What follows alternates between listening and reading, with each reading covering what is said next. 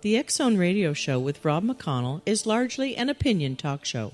All opinions, comments, or statements of fact expressed by Rob McConnell's guests are strictly their own and are not to be construed as those of the X-Zone Radio Show or endorsed in any manner by Rob McConnell, rel-mar McConnell Media Company, the X-Zone Broadcast Network, its affiliated networks, stations, employees, or advertisers.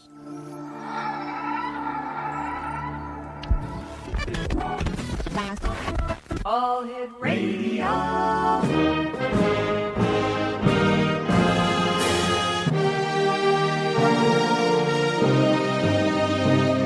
Welcome to the X Zone, a place where fact is fiction and fiction is reality.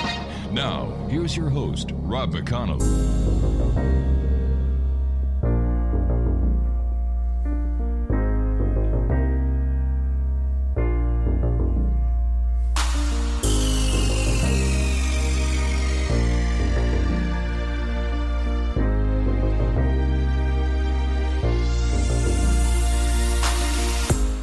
And welcome back, everyone. This is the X-Zone. I am Rob McConnell, and coming to you from our broadcast center and studios on the escarpment here in beautiful Hamilton, Ontario, Canada. As you can see by the image in the back, that is Hamilton. We are on the top of the Niagara escarpment overlooking the beautiful Lake Ontario.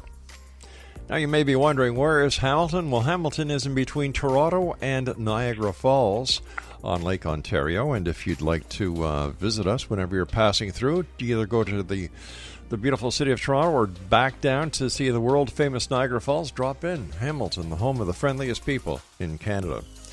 My guest this hour is John Nelson. He is the author of visionary novels Starborn, Transformations, and Matrix of the Gods, originally published by Hampton Roads Publishing, and I, Human, published by Cosmic Egg, and the upcoming The Miracle of Anna, published by Roundfire Books.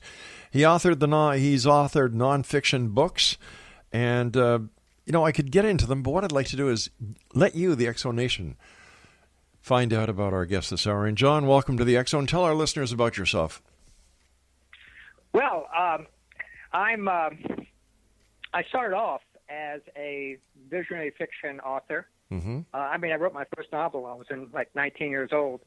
And I tell a funny story to people. I think I was 17 years old, and I was in a public library. Mm-hmm. And like most 17-year-olds, I had my share of emotional problems. And a book fell on my head from the top shelf of the library shelf, and it was Richard Hillman's book on yoga. Of course, I was in Norfolk, Virginia, and I never heard of anything Eastern at that point. Mm-hmm. And so I read the book. It made a lot of sense to me. I bought a copy and started practicing yoga, and 50 years later, I'm still practicing it. And it led me on a search for alternative points of view. I just wasn't buying into my white-bread American Christian background, and I have made numerous exploration since then. Do you think that book falling on your head was like Sir Isaac Newton getting clunked by the apple? I think it was more like the talk between Sigmund Freud and Carl Jung when he was trying to explain synchronicity, and there was a big crack in the cabinet nearby. Yeah. And Jung said, "That's synchronicity." So how would you classify yourself these days? Are you an author? Are you an energetic healer? Or are you both? Well, I would say mainly I'm an author. Okay. I wrote my first novel when I was 16 years old, and I've been writing ever since. But my explorations have brought me into the arena of healing and healing myself. And my book, which is the subject of the conversation today, is a guide to energetic healing. And my use of the Castaneda technique of recapitulation to heal karma, to heal trauma, to heal abuse. Mm-hmm.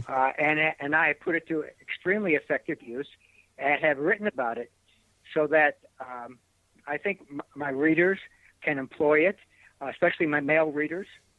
with those with tattered histories in particular. It's a remarkable technique. But again, everything, I've been, like you, I imagine, I've been a self-explorer. Yeah. And I don't take anything for granted. Right. And even with recapitulation, I practice it. I read about it in Castaneda in the late 1980s and The Eagle's Gift. I said, well, this is quite interesting. And at the time, I was involved in a couple difficult relationships, and I started practicing on it, and I saw that it worked. And that's all I cared about. I wasn't going to, that's all I really cared about. It worked, and it does work. And so I seem to be open. And what happens is things just fall into my life, like that book. I can give you an example. Please do. Of synchronicity. Both my father and my grandfather died of heart attacks when they were 49 years old, the week before Thanksgiving. In my 49th year, I took that week off and went to a doctor. But what happened, interesting enough, they died from high triglycerides. And so back in the 80s, late 80s, I came across a product called Kaolic garlic that is supposed to help with fungus and kill viruses. It's liquid. Mm-hmm. And I started taking it. And it wasn't until 15 years later when my doctor kept remarking that I had really low triglycerides that I researched it, and I found out that garlic eats triglycerides for lunch. So, it's just like, are these angelic beings? Am I, throwing things my way? Is it synchronicity? Is it some part of me? I think it's some part of us. Jung called it the, I can't remember exactly. There was a term he used, but the idea was that there was a function within our psyche that creates these kinds of situations for our own self-growth.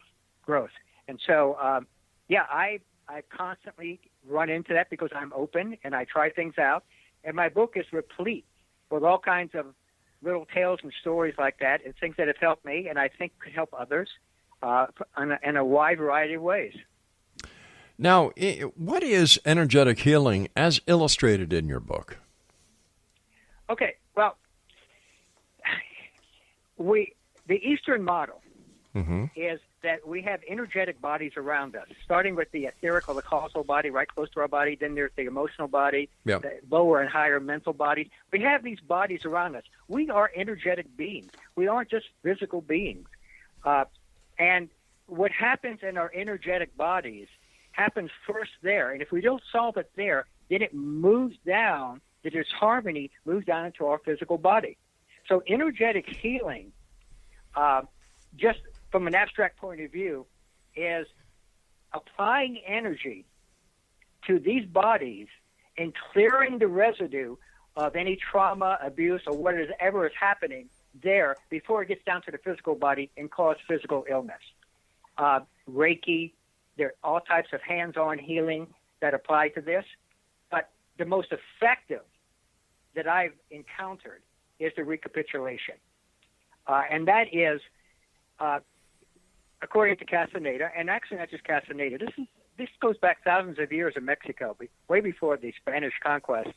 And what they discovered is that the world is filled with energetic bodies.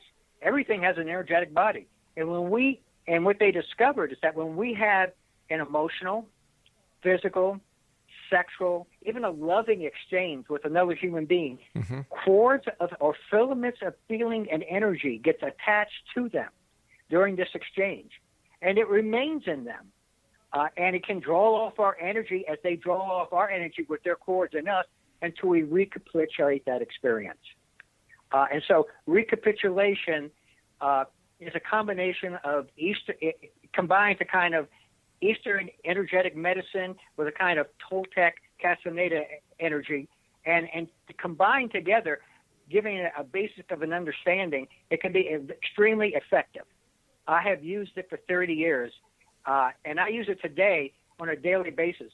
Something bothers me, I have a conversation with somebody I don't like, I have an exchange with a IT person in India that doesn't go my way, and I could feel the upset in my energy field, and I just recapitulate the experience, and it's gone.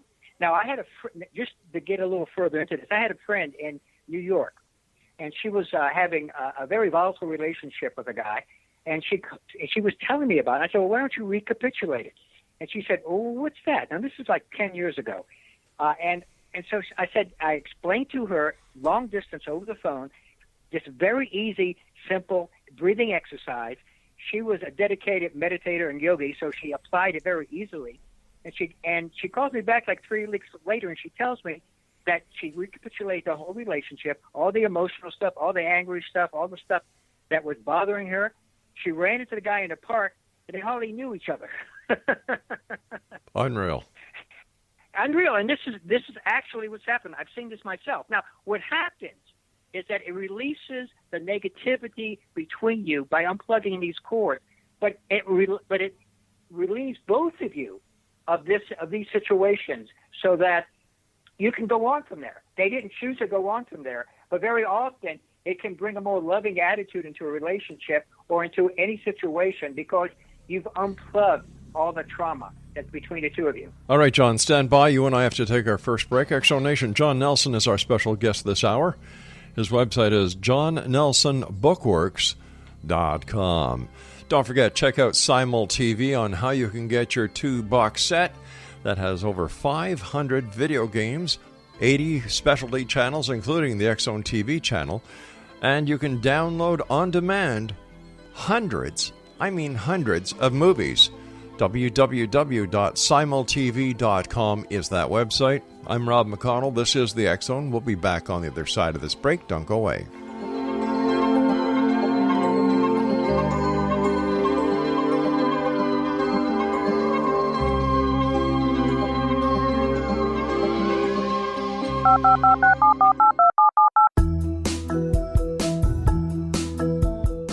Did you know that when you're on the road with limited data or Wi-Fi, you can still listen to the X Zone radio show with Rob McConnell, The Science of Magic with Gwilda Wiyaka, X-1, Dimension X, Space Patrol, and every minute of the X Zone broadcast network by calling 213-401-0080, courtesy of Audio Now. No smartphone, app, or internet needed. It saves your data plan, and it's free if you have unlimited minutes. Call 213-401-0080 to listen on any phone, anytime, anywhere.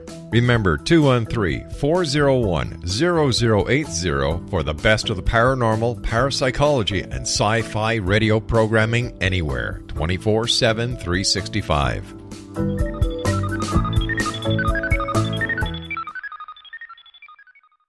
You have heard of the X Zone?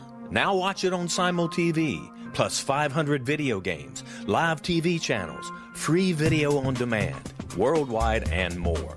Does this sound like tomorrow's television? Well, it is, but you can have it today, right now. It is Simul TV. Simul TV offers what the others only wish they could provide.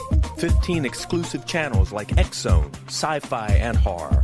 We are worldwide. No other provider offers that.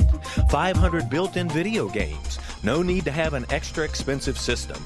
We have them included. Free video on demand. Live streaming events from around the world. Interactive online network, and much more. Tomorrow's TV today. Simul TV. Sound too good to be true? Well, it's not.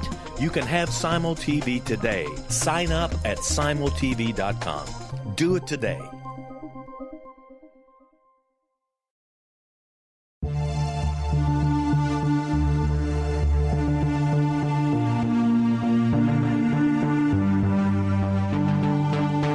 We live in rapidly shifting times of extreme volatility and uncertainty.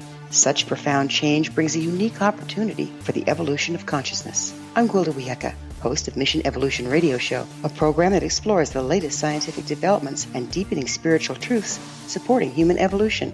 Join me on XZBN.net, where I interview leading experts in science, physics, medicine, spirituality, and more. By applying divergent viewpoints to leading-edge topics, we uncover expansive and evolutionary truth to assist you on your path to enlightenment. More information and past episodes are available at missionevolution.org.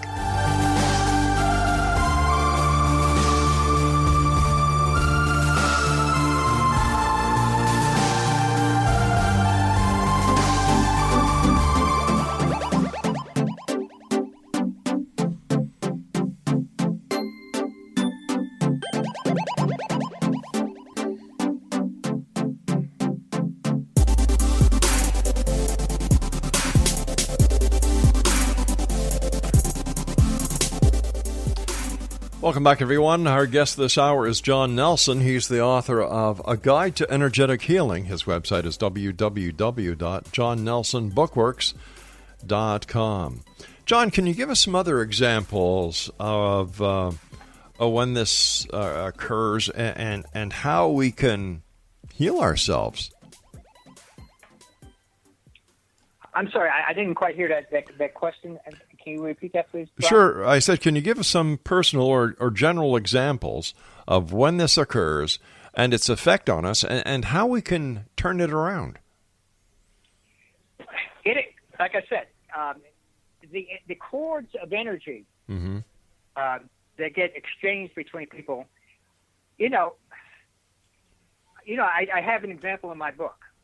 An example in my book is I'm a basketball fan of the Golden State Warriors, of course, and I give an example of people. Let's say you have an argument with somebody about a basketball game or a football game or whatever, and you let it go. But if it's an angry enough exchange, you created cords between you and them.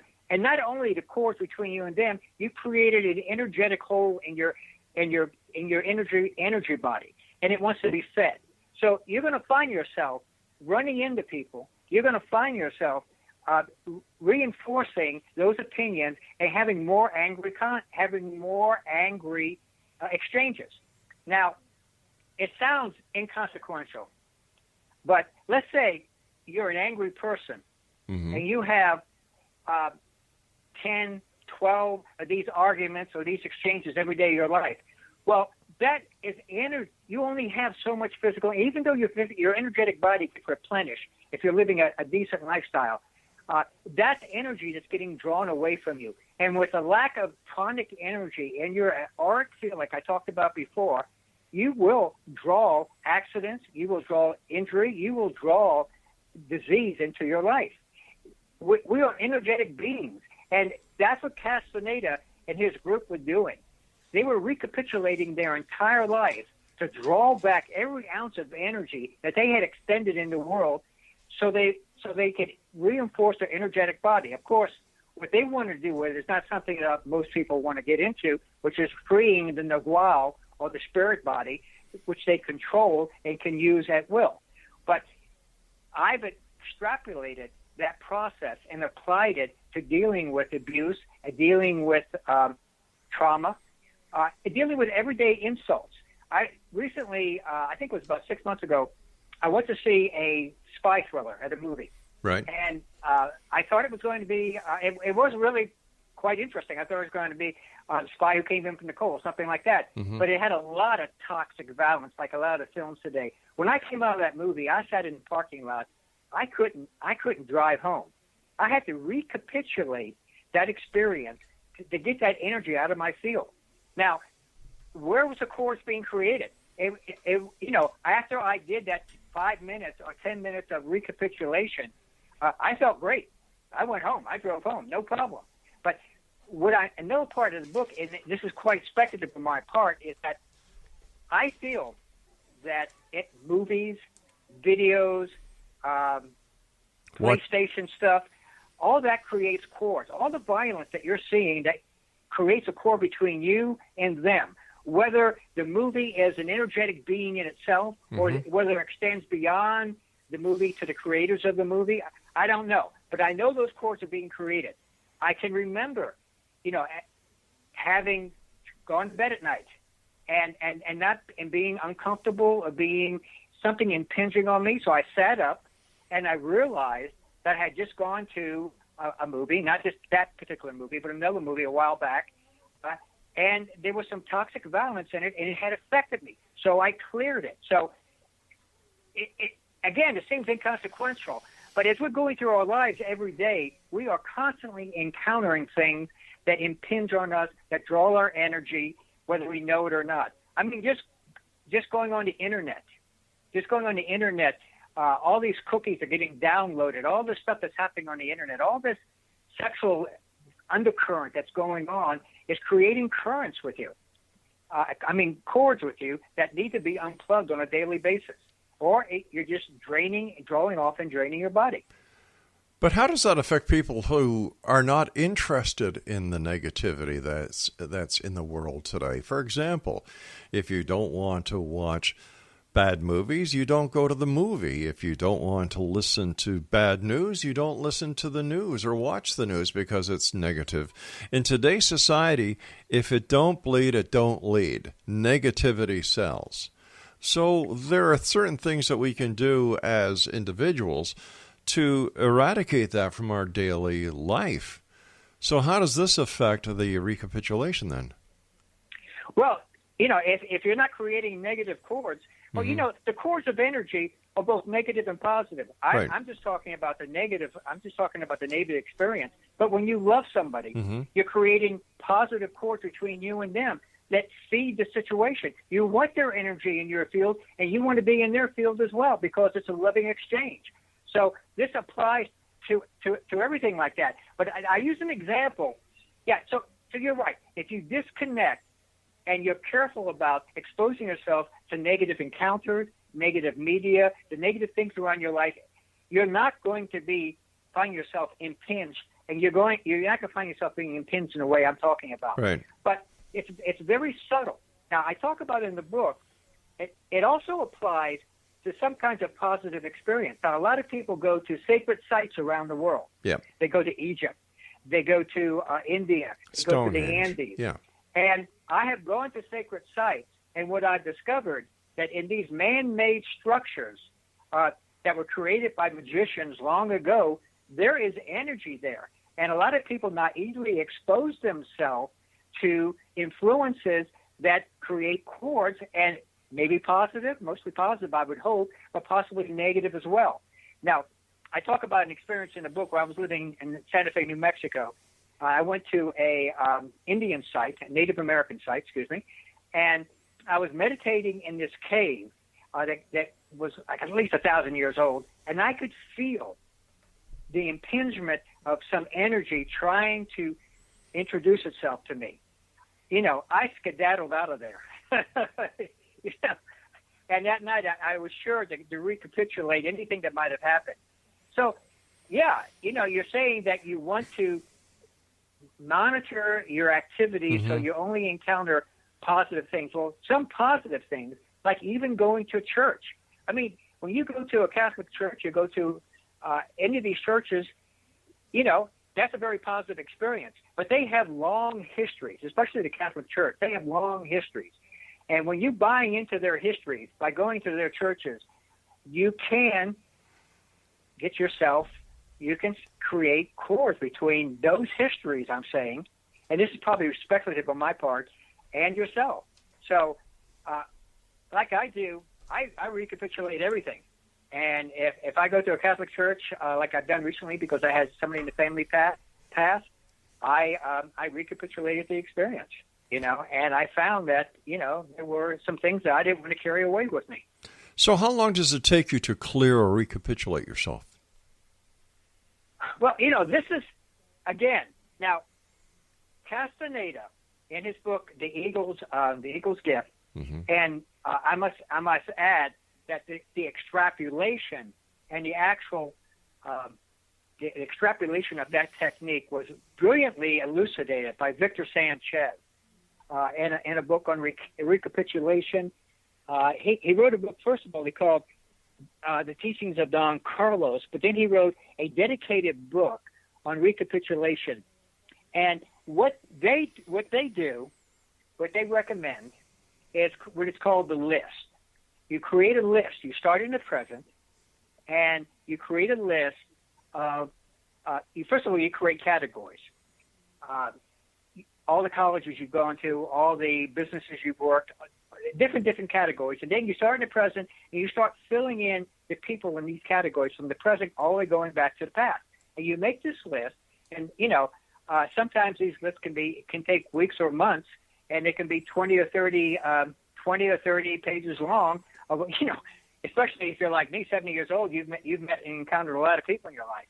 And what they recommend after that, and what Sanchez does, he's been conducting workshops for like the last 25 years, where people come to him. I think it's a 3 or 4 day workshop. At night, they get into they make a wooden box. They get into a wooden box. and they with their list, and they start recapitulating one by one these experiences. And the next day they next day they go to work because they have so much energy they don't need to sleep. But that's pretty dedicated. Now, I've never engaged in something like that because what I've done, and I've done maybe 1,000 hours of this, is just to go back from the present and list the major experiences, the major things. And once you get into it, other things start to pop up. Your energetic body is conscious, and it reaches out. You might talk about one incident with this person, but it'll bring up a dozen more. So you can make a list, but there's another way to do this, and that's called rigidity. Let me see. I made a list. That's called rigidity. That's the rigidity, formality, and rigidity. It's a systematic. Now, there's another one. All right, we've got to take our news break at the bottom of the hour. Please stand by, John. Exonation, John Nelson is our guest, www.johnnelsonbookworks.com. This is the X Zone. I am Rob McConnell, and you're listening to us on the X Zone Broadcast Network, Talkstar Radio Network, Mutual Broadcast Network, Simul Radio, Simul TV, and iHeartRadio. Don't go away.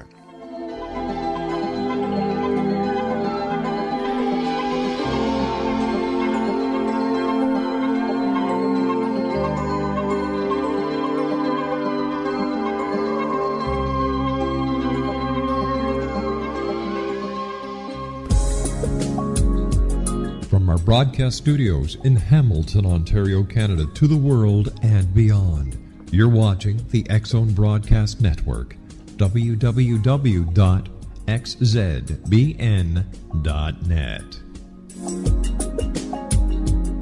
AVS Media Den. You have heard of the X Zone?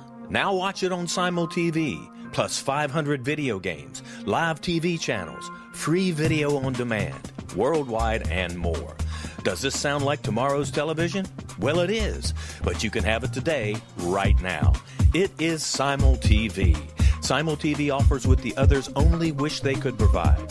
15 exclusive channels like X Zone, sci-fi, and horror. We are worldwide. No other provider offers that. 500 built-in video games. No need to have an extra expensive system. We have them included. Free video on demand. Live streaming events from around the world, interactive online network, and much more. Tomorrow's TV today. Simul TV. Sound too good to be true? Well, it's not.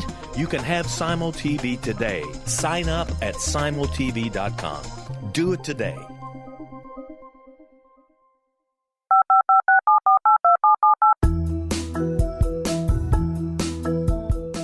Did you know that when you're on the road with limited data or Wi-Fi, you can still listen to the X Zone Radio Show with Rob McConnell, The Science of Magic with Gwilda Wiyaka, X-1, Dimension X, Space Patrol, and every minute of the X Zone Broadcast Network by calling 213-401-0080, courtesy of Audio Now.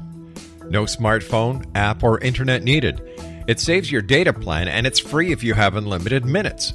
Call 213-401-0080 to listen on any phone, anytime, anywhere. Remember, 213-401-0080 for the best of the paranormal, parapsychology, and sci-fi radio programming anywhere, 24/7, 365.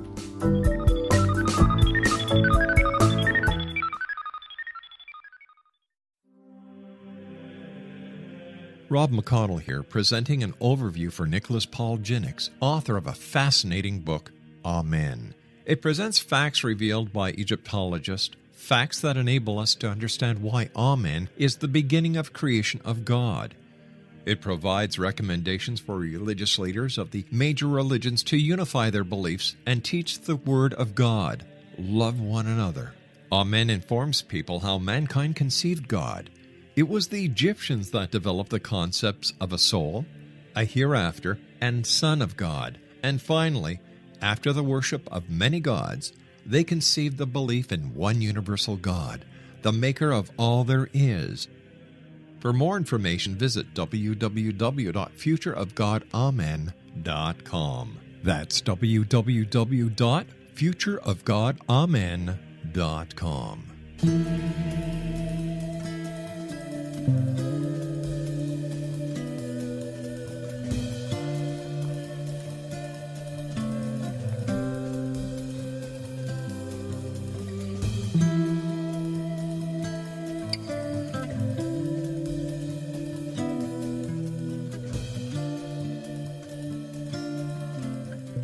Welcome back, everyone. John Nelson is my guest. He's the author of A Guide to Energetic Healing, and his website is www.johnnelsonbookworks.com. John, would it be possible that there's a connection between these streams, the negative streams? Could they actually be represented to a person in a dream state in the form of a bad dream? Well, of course, and let me just finish my thought from the previous session. Okay. What I said previously was that the making a list is one way of doing the recapitulation, especially if you're interested in a lifelong recapitulation. But there's another process that Don Juan in the Castaneda books talks about, and it's called fluidity, where you sweep your energetic breath across your energy field, you center yourself, and then the energy, and then you ask spirit to bring up what needs to be done. And you'll bring up the first episode, and if you're open, you do that thoroughly. What else is needed?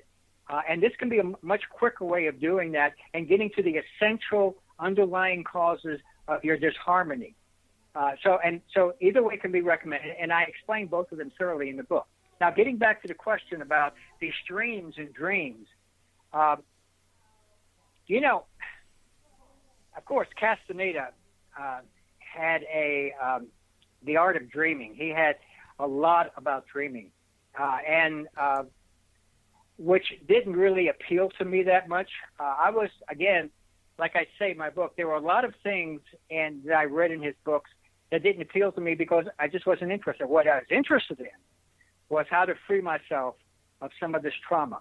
And so in terms of dreaming, this would be kind of speculative on me because I've never got into like lucid dreaming and things like that. But we do have exchanges in the dream body. When we sleep, our dream body is definitely very active, and I would assume that these kinds of streams could happen in the dreaming self as well. Now, this dreaming brings me to like the second half of the book, which is about ways of accumulating energy and ways of a more balanced way of living once you've gone through clearing up some of this trauma using recapitulation. And I use a lot of Jungian techniques in the second half of the book. And one of them is what I call the compensatory factor or function. And Carl Jung, the great Swiss psychologist, he interpreted like 80,000 dreams in his life. And what he discovered, and this is a principle that applies across the board, what he discovers is that dreams very often are compensatory to conscious mind attitudes. Let's say you have an attitude about you have a breakup with somebody, okay, and you really feel I'm sorry? I said okay. Yeah. And so you feel very negative about them, and so you might have a dream of them walking across the water, like they're your savior. Well, that's not literally the case. What Jung would say is that's compensating an inadequate conscious attitude so that you'll bring it into more of a balance. So you'll have a more balanced perspective of the person that you're having this conflict with. And that compensatory function happens across the board. If you watch your life, your attitudes are constantly being informed by compensatory functions. Let's say an example I use, let's say you have a certain attitude towards a negative attitude towards Social Security, and you're driving down the street, and you stop at a bus, and there's a bus pulls up next to you, and there's a sign saying about senior employment at Walmart. That everything is. We used to say, if this is a dream, what would it mean? That is compensating for your conscious attitude. Not to say that you got to give up your Social Security and go work at Walmart, but what it's saying is that you need to bring in a more realistic understanding. And that's what Jung brings to this. Everything in his universe is compensatory. But how do we know? Balancing everything off. But how do we know Jung was right in everything? Why do we take his word as the final word? He could have been wrong. He definitely can be wrong. But it's just like, again, with Castaneda, a lot of people think he pulled off the biggest literary hoax of the century. I don't feel that way at all. And the test, like I said with Castaneda, the test is with Jung. It doesn't work. And his stuff has constantly worked for me. In fact, there's a technique he uses called active imagination, where you talk with aspects of yourself.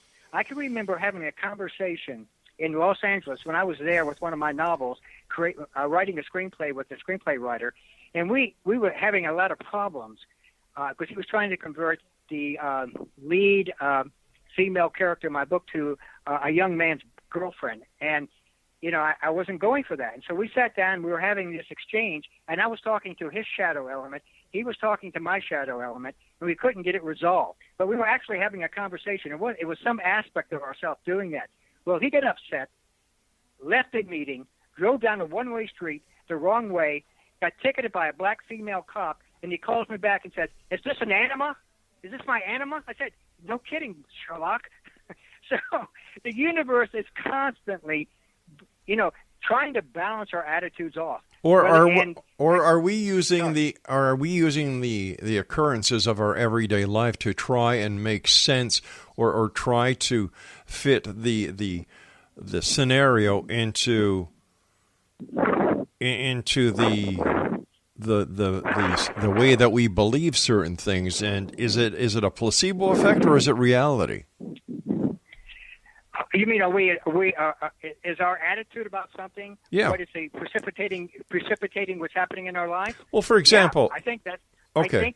I think it does precipitate what happens in our lives. But again, it's just like I said with recapitulation. I read about it as I sat down and started using it, and I saw it very effective.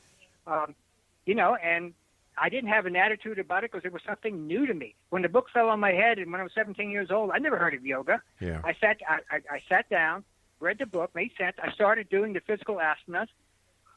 I was having a lot of problems that cleared up. I was able to sleep again. I was able to go back to college because my head was clear. So it worked. So yeah, I think if you have a certain attitude about something, I think the attitude does draw things into your life, but it works the other way as well. If without an attitude, something can come into your life, and if you experientially work with it, it can prove very beneficial. But wouldn't you say that what works for one will not work for the other? Well, I think, and that, to tell you the truth, that has been some of the experience of my readers of this book, because the uninitiated have written some really kind of ridiculous reviews of it. But but again, that brings us back to just how different are we? I mean, just how different are we? It's just like we might have different experiences. We might have grown up in different milieus, different times, but the human experience is pretty universal. As we go back in history and we look at people and we look at their histories, we see some of the same things that are happening today. It repeats itself. So I think, and what Castaneda discovered and what the Toltecs discovered for thousands of years is that, there are some basic long components in our psyche, and this is what Jung discovered. But going back with archetypes, he discovered in some of his Middle Ages, some of his Middle Ages research, that these archetypes were popping up everywhere. They go back thousands of years, so there is some level of uniformity. These archetypes that he discovered 2,000 years ago in Egypt are still active today, and people are still dealing with the same sort of thing. So I don't know if that answers your question, but not really. Again, it's just listen. There's only two constants in that is inherent in each and every human on this planet. We're born and we die. They're the only two constants. Yes, but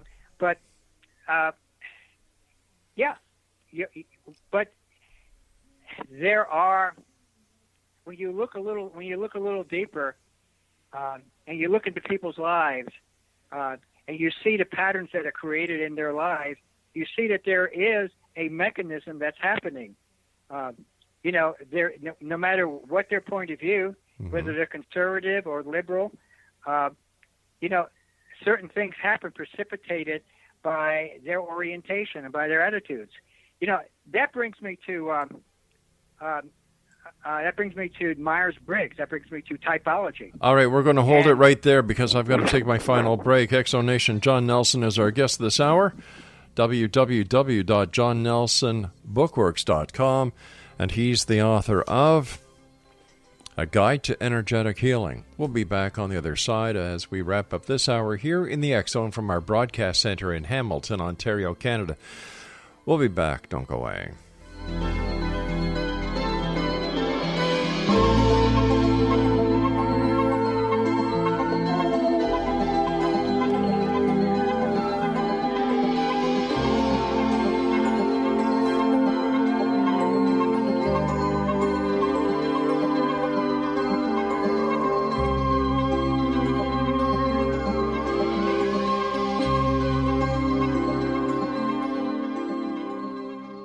You have heard of the X Zone? Now watch it on Simul TV, plus 500 video games, live TV channels, free video on demand, worldwide, and more. Does this sound like tomorrow's television? Well, it is, but you can have it today, right now. It is Simul TV. Simul TV offers what the others only wish they could provide. 15 exclusive channels like X Zone, sci-fi, and horror. We are worldwide. No other provider offers that. 500 built-in video games. No need to have an extra expensive system. We have them included. Free video on demand. Live streaming events from around the world. Interactive online network, and much more. Tomorrow's TV today. Simul TV. Sound too good to be true? Well, it's not. You can have Simul TV today. Sign up at simultv.com. Do it today. The new nonfiction book, Razor of Madness, is similar to cult movies like Clockwork Orange, Dragon's Tattoo, or The Other Side of Hell. Wayne Morin Jr. and Thomas Lee Howe will expose widespread and systematic deficiencies in this thought-provoking tell-all novel. Mind control rages among scholars in law schools. Human rights are ignored while thought reform and mental manipulation are accepted practices used as behavior modification. Dr. Louis Jolyon West comes to mind. Media and public scrutiny shows that United States mental hospitals are in fact destructive murder industries. Razor of Madness expose novel details this epidemic through an in-depth professional and personal investigation. For decades, there has been a revolving door policy that still releases killers and pedophiles back into society. The maestro of mind control continues to haunt America to this very day. Razor of Madness is available in paperback or as a downloadable ebook at Amazon.com.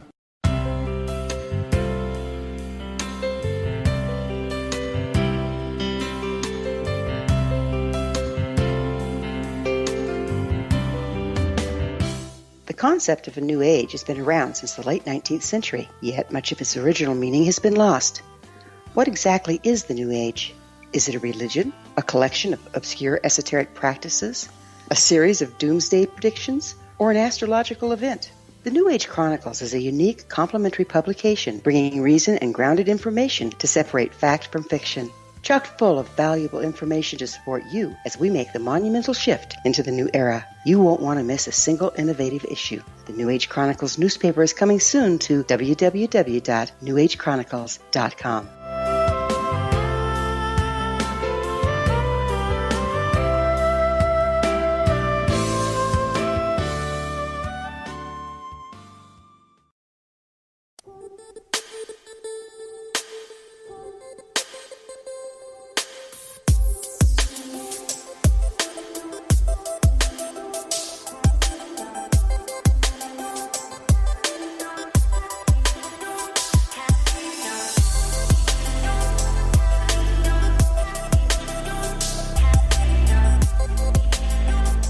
John Nelson is our guest, www.johnnelsonbookworks.com. John, do you believe that humans are more alike than disalike? I think they're more alike than disalike, yes. And I think one of the tests of that is typology that Jung wrote about in the 1920s, and then it was later explicated by Myers-Briggs. And what he talked about and what he discovered is that we all have different kinds of orientations, and he isolated it down to 4 functions. We bring in information through our intuition or through our sensing ability, and we process it either through thinking or feeling. And those 4 functions vary in different ways. And what he discovered is, our orientations differ. Some people are feeling intuitive types, which is about 2% of the population. Most of the population are sensing thinking types. And because of that orientation, we see things differently. It doesn't mean that we're right and they're wrong. It means that we have a different orientation. And when we start to understand that and not demonize people because they have a different orientation than we do, or not create a war with the socialist companies because we're capitalists, and just realize that everyone has a different way of seeing things. And this is what the Myers-Briggs test is about. In fact, I edited a book with he had been on the Army's chief of staff, and they used the Myers-Briggs or this typology to create more harmonious groups, Army groups, all the way down from the top to the bottom, so that you didn't have too many thinking types and too many feeling types and too many sensing types, that you had a balance of each, that they all weren't going out there shooting people. Some of the people actually sat back and thought about what they were doing. So, yeah, and that's just amazing when you start to see that. And so if that typology works, and it seems to work across the board, you take these tests online, and it's just amazing what you discover about yourself. So I do think we are more alike than disalike. We have different orientations. We have different orientations. And what I talk about in the book, if you understand that, let's say you're a thinking, sensing type, and you go to a art museum with your wife, and you can't make any sense out of abstract expressionism because it doesn't make any sense to you, because you're a rational guy. But what you don't understand is that it's not representational. It's the artist is feeling the way about that. And so if you understand that, if you start to understand that, you can start to adjust your orientation. Maybe you'll read a book instead of going to a football game every Sunday. The wife is the same way. She goes to the football game with you. She thinks it's kind of stupid to see all this effort about putting a pigskin across the goal line. But when she's talking with her workmen, and this would be her animus, we call her animus, when she's dealing with workmen who are doing their kitchen, she can use that orientation to her own advantage by saying, do it my way or don't get paid. So, yeah, again, it's just amazing how things just compensate, how this compensatory function, you can see it everywhere. Or at least I'm seeing it everywhere. Not just Jungian, but across the board. Well, let me ask you this. Hold on here. Whoa, let me get something in here sideways, okay? Okay. Let's take a look at Jung. He was pre-internet, right? Yes, he was. How has his philosophy, his psychology changed since the advent of the internet? What do you think? Do you think there's been a change? Big time. Big time. In what way? The internet is the largest septic tank that has been created by mankind because there's more crap in it than there is anything else. And when you look at Jung, he was a man of his time. It's just like people who worship Einstein. And they say, well, it can't happen because Einstein said it couldn't. Well, how do we know Einstein was right? How do we know that tomorrow there may be a new discovery that proves Einstein wrong? How do we know that tomorrow? That's the history of science, constantly. I mean, Einstein overthrew the science of his day, and somebody will come and overthrow him. Right. Now, in talk of Jung, he is a product of his time. Right. He definitely is a product of his time. But in terms of the junk on the internet, you know, he was the first to really talk about the collective unconscious, how there is a collective unconscious, and through archetypes, it does influence and weaves its way through, and the internet is just an extension of that. Now, personally, I've yes, there is a lot of crap on the internet, and if you want to get the orientation, you can go that way if you want. But I find it as a writer and as a novelist, I find it immensely helpful. I remember writing ghostwriting a novel about from a fashion novel for a client, and the setting was in Hong Kong in 1990. Well, I could go to the internet and find the hotels he was talking about and find the layouts on the internet of those hotels. So when I described the hotels, you know, it was actual. Okay. You know, so it's an amazing tool. Like anything, it's how we use it. Nothing is bad in itself. It's how we use it. No experience is bad in itself. It's how we come back and can be informed by it, to change our attitude, to evolve ourselves, become more conscious. You know,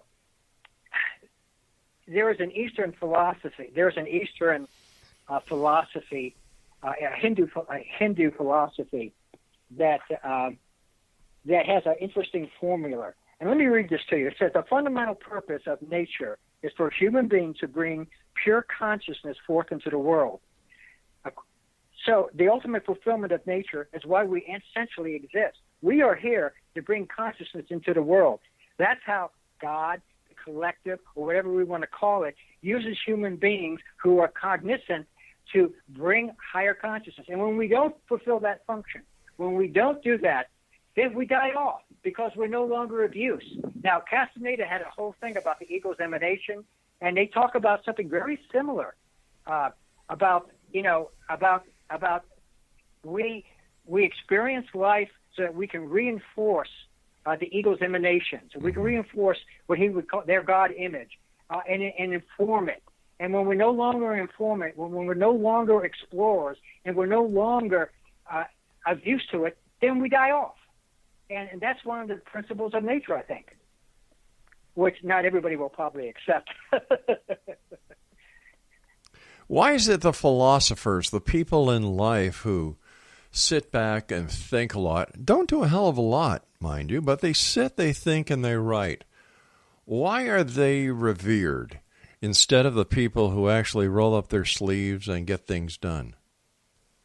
You know, I have an interesting anecdote about that. I said, you know, if you're out of groceries, you go to the grocery store and fill up. And I said, if you're out of consciousness, you go to a new age seminar and fill up. I think, and I can remember talking about it. I mentioned something in the book. I said every time I've had to move, it was my policeman brother-in-law and his crew came over and helped me move because all my friends were out meditating or doing yoga.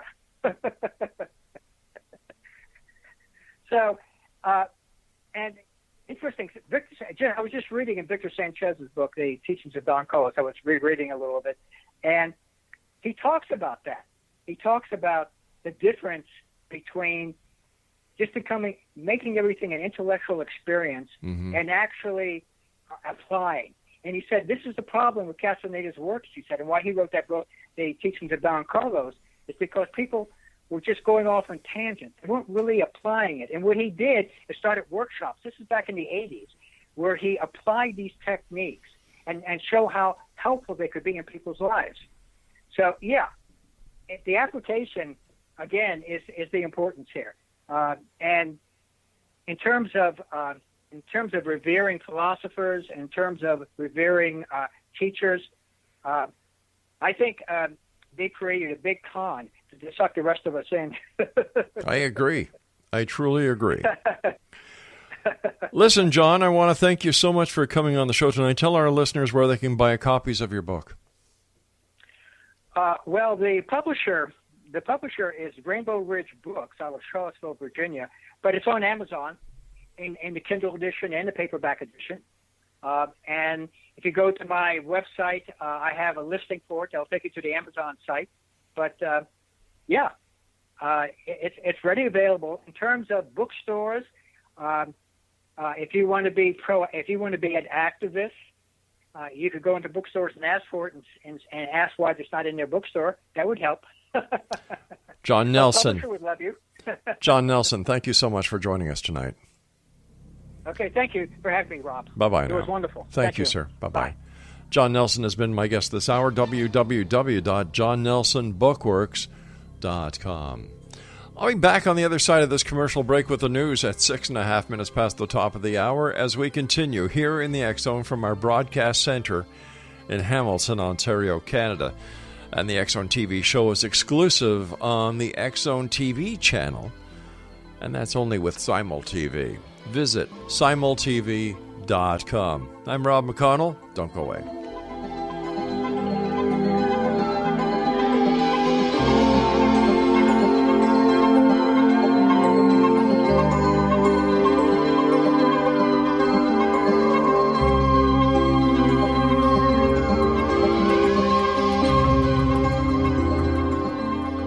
Modern Esoteric, Beyond Our Senses by Brad Olson, consummates the lifology story about where humanity originates.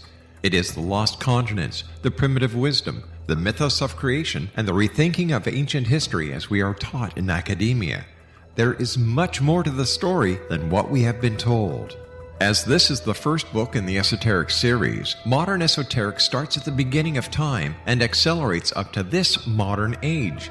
Future Esoteric is book 2 in the series and takes a forward-looking position ahead of today with an open and honest examination of the ET issue and various unexplained phenomena.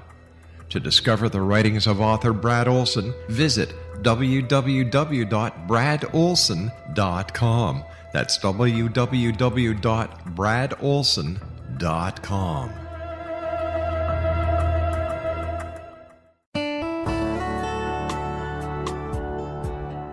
Are you or is someone you know struggling with addictions, depression, anxiety, relationships, low self-esteem, lack of confidence, grief, success, and prosperity?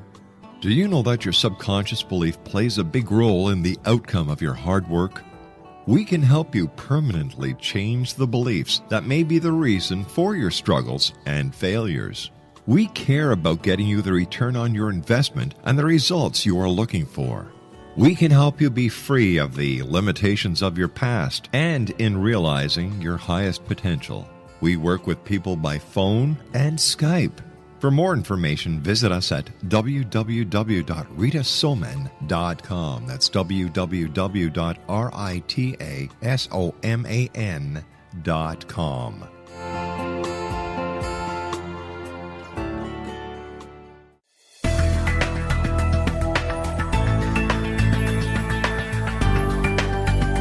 Do you think you have energy problems in your home? Do you feel better when you're away than when you're home?